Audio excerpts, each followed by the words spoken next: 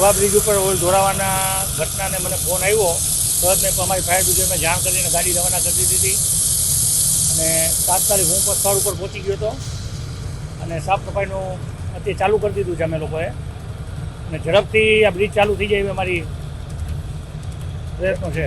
હજી મારા ધ્યાન ઉપર કંઈ એવું નથી પણ ઘણા લોકો સ્લીપ થઈએ છે એવા મેસેજ છે પણ એવું અમારા ધ્યાન પર આવ્યું. કેટલા વાગે ઘટના બની?